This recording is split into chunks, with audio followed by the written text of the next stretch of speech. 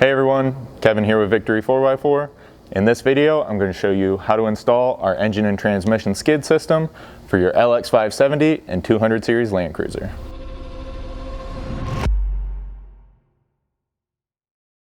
Now before you can get your new skids installed, obviously you need to get the factory stuff out of the way. Now first thing I want to point out here, you can already see that this vehicle is equipped with our front bumper already, so the front of your skid might be just a little bit different if you're not running that yet. The only difference there really is it's going to have a little bit of additional material up here with a couple extra screws that need to be removed to detach it from the front fascia. So once you get to that point, the only thing you need to do is grab a 12mm socket. You're going to have 3 bolts up here in these recessed holes, 3 back here in this recessed set of holes, and then 4 across the back here, holding it to this plastic trans skid.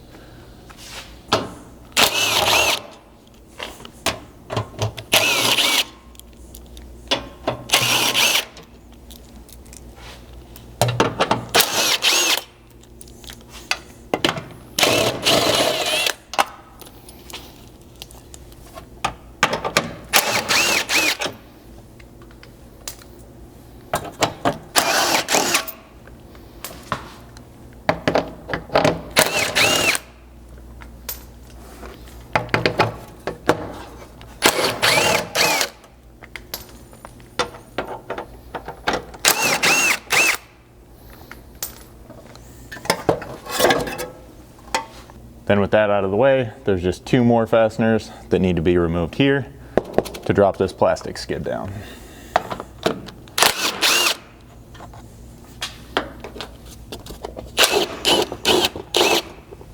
With all that out of the way, grab a 14mm socket and you can remove the 3 bolts holding each of these front diff mount skids in place.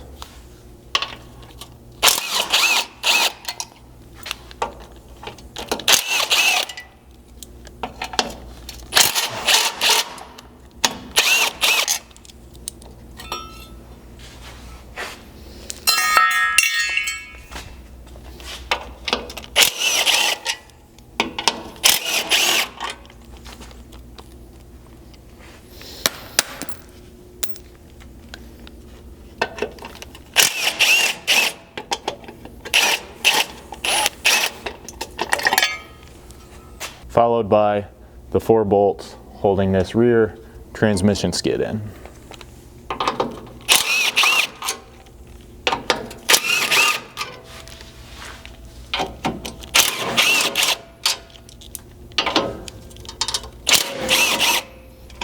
With all that factory stuff out of the way, you can grab your engine skid and get that going up into place. If you're doing this on the ground, grab the help of a friend, or you could use a floor jack. And you'll get this up here close, and you'll want to line it up with those same 3 factory holes that held the front skid in place. Once you have that lined up, grab the provided 8mm flange bolts and start all 3 by hand.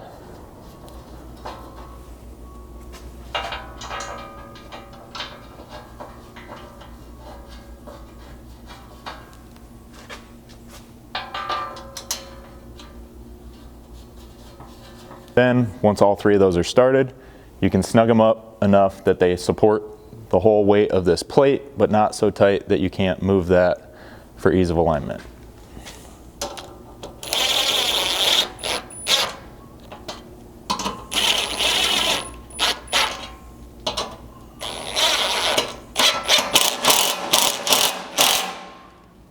Now with the back of this skid still hanging a little bit, you're going to need to come into this rear cross member and drop your 1/2-inch serrated flange nuts down in place over the holes.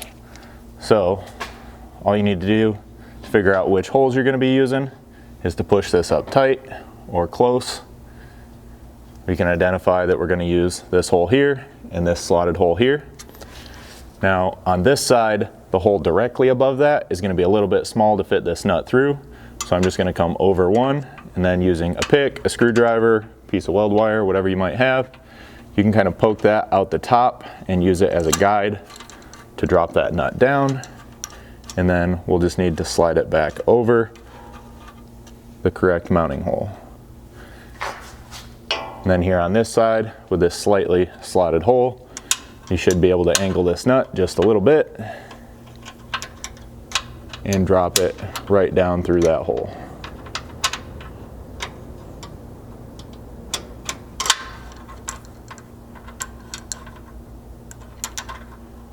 Now at this point, if you're only installing the engine skid, you can push this up tight and use your 1/2 inch button head hardware, get those started, and then tighten all that front skid hardware up.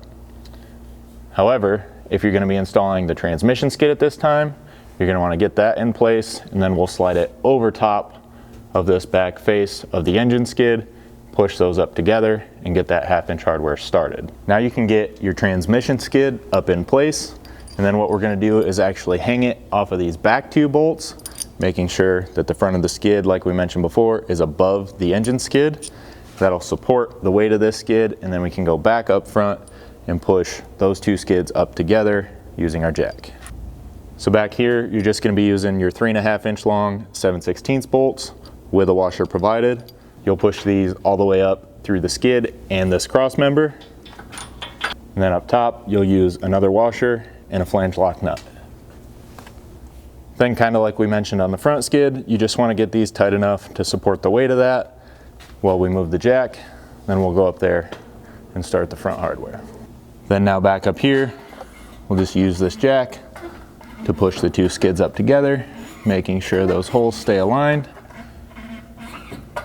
And then we can use a 5/16 hex to start these button head bolts.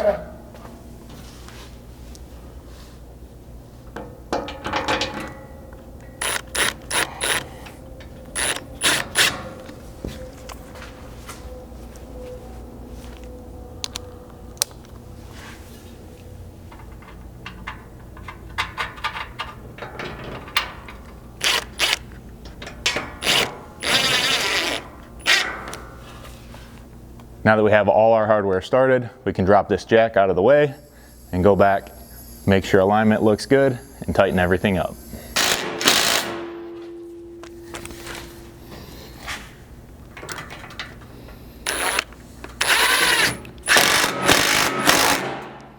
Then here on the rear transmission skid hardware, you'll need a 5/8 socket and possibly an 11/16 wrench if those nuts don't grab up top.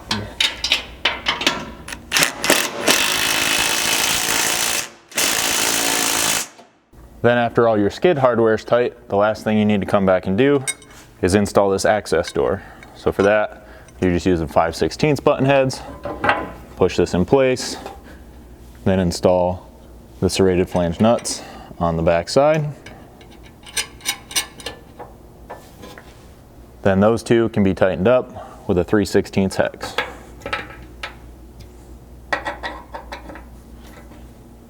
Now, if you have any questions about these skids or any other product here at Victory 4x4, feel free to reach out to us. You can give us a call, 269-459-8447, or email us at info@victory4x4.com.